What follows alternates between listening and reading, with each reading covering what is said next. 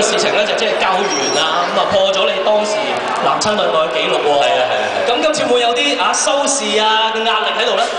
其實我哋好早已經唔憂慮收視嘅啦，我哋盡量每一次都盡心做好佢啦。係。做好佢之後就睇下觀眾中意啲咩啦。係啦，咁啊，我哋都相信大家都支持子華㗎係嘛？同埋好坦白講，我唔需要好多觀眾㗎咋，我呢次只需要1萬個觀眾啫。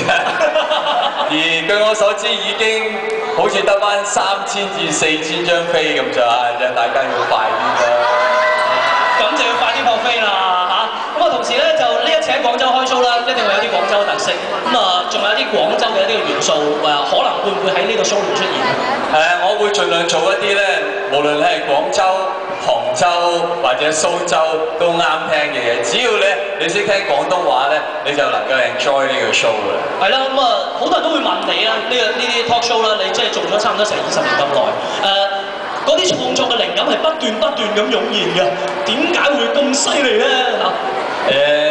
都唔係不斷㗎，都要好努力嘅，每一次都要坐低好好地啊咁樣去籌備嘅。咁呢個 show 都唔例外嘅，都用咗我好多時間嘅，所以我有啲信心大家係會 enjoy 嘅。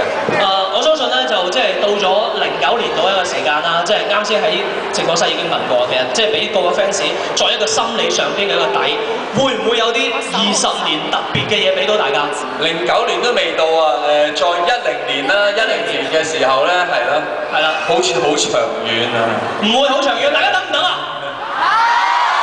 你唔好等，你睇咗1月呢個先啦，好唔好？1月呢個先。唔係，同埋而家啲飛去得咁快，相信咧嗰啲訂飛啊，同埋即係好有加長嘅可能。唔係，其實咧，我覺得幾穩陣嘅，即係廣州嘅朋友咧。係。因為呢個 show 咧係喺我香港咧，我磨咗10幾場，揾香港人做呢個實驗品，做咗10幾場，證明得嘅先上嚟嘅，咁都 OK 嘅，我相信大家會覺得。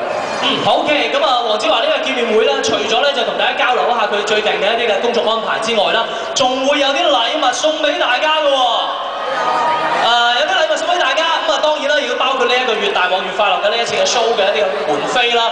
由於而家外邊風聲好緊，撲得好勁，所以要揸